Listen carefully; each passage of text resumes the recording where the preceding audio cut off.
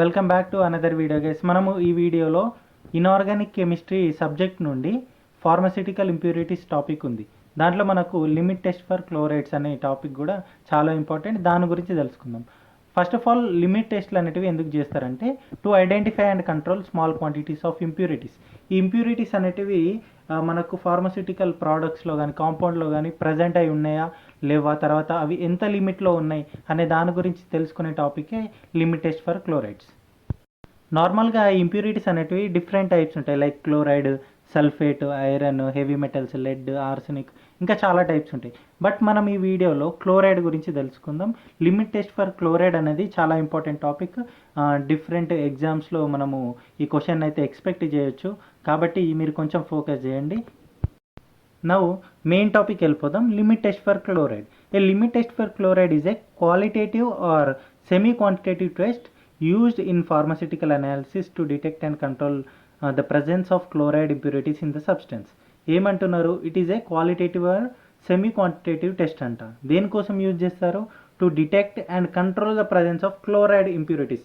ఏదైనా సబ్స్టాన్స్లో chloride impurities ఉన్నాయా లేవా అనే దాని గురించి చేసే టెస్ట్ని మనము లిమిట్ టెస్ట్ అంటాం.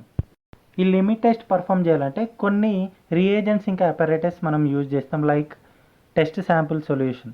ఏదైతే క్లోరైడ్ మనము అనాలిసిస్ చేయాలనుకుంటున్నామో ఇది టెస్ట్ శాంపుల్లో ఉంటుంది. తర్వాత standard sodium chloride solution for comparison. Standard అంటేనే మనము దీంతో కంపేర్ చేస్తున్నామో దాన్ని మనం స్టాండర్డ్ అంటాము. ఈ స్టాండర్డ్ అనేది కూడా ఆల్రెడీ టర్బిడ్లో ఉంటుంది, అంటే ప్రెసిపిటేట్ ఫామ్లోనే ఉంటుంది. తర్వాత డైల్యూట్ నైట్రిక్ యాసిడ్, తర్వాత silver nitrate solution. These are the different reagents used in the limit test.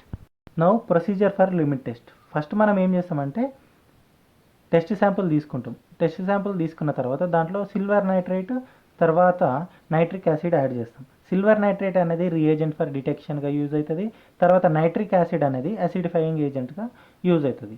Silver nitrate ఎందుకు యూజ్ చేయాలంటే AgNO3 కదా సిల్వర్ నైట్రేట్ ఫార్ములా.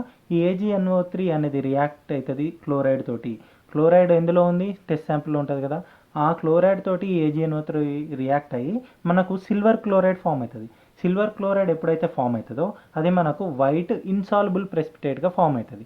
ఆ వైట్ ఇన్సాల్యుబుల్ ప్రెసిపిటేట్ ఏదైతే ఫామ్ అయిందో దాని టర్బిడిటీని బేస్ చేసుకొని మనము లిమిట్ టెస్ట్ని కండక్ట్ చేస్తాం. And one more important thing, nitric acid. Nitric యాసిడ్ని మనం అసిడిఫైయింగ్ ఏజెంట్ అనుకున్నాం కదా. ఇది ఏం చేస్తుంది? నార్మల్గా కార్బోనేట్స్ తర్వాత ఫాస్ఫేట్స్ ఇట్లాంటి యానయాన్స్ ఉన్నాయి కదా, ఈ యానయాన్స్ అనేటివి క్లోరైడ్ తోటి రియాక్ట్ కాకుండా ఇది ప్రివెంట్ చేయడం వల్ల మనము క్లోరైడ్ లిమిట్ టెస్ట్ని ఈజీగా పర్ఫామ్ చేయగలుగుతాం. కాబట్టి మనము నైట్రిక్ యాసిడ్ని వాడతాం.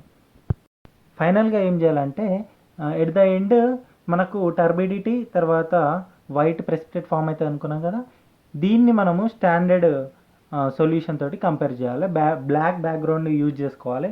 తర్వాత సైడ్ పెట్టుకొని మనము అబ్జర్వ్ చేస్తే సరిపోతుంది. ఒకవేళ టర్బిడిటీ అనేది స్టాండర్డ్ కంటే ఎక్కువ ఉందనుకోండి టెస్ట్ ఫెయిల్ అయినట్టు. ఒకవేళ స్టాండర్డ్ కంటే తక్కువ ఉందనుకోండి ఆ chloride impurities or chloride ions ఆ సబ్స్టాన్స్లో లిమిట్లో ఉన్నాయి అంటే టెస్ట్ పాస్ అయినట్టుగా మనము కన్సిడర్ చేయొచ్చు. జనరల్గా 0.014% వెయిట్ బై వెయిట్ క్లోరైడ్ని లిమిట్గా తీసుకుంటాం. బట్ డిఫరెంట్ మోనోగ్రాఫ్స్లో మనకు ఈ లిమిట్ అనేది వేరీ అయి ఉండొచ్చు. మీరు డిఫరెంట్ సోర్సెస్లో వెతికినా సరే సెర్చ్ చేసినా సరే మీకు ఈజీగా ఇన్ఫర్మేషన్ అనేది అవైలబుల్గా ఉంటుంది. Thank you so much.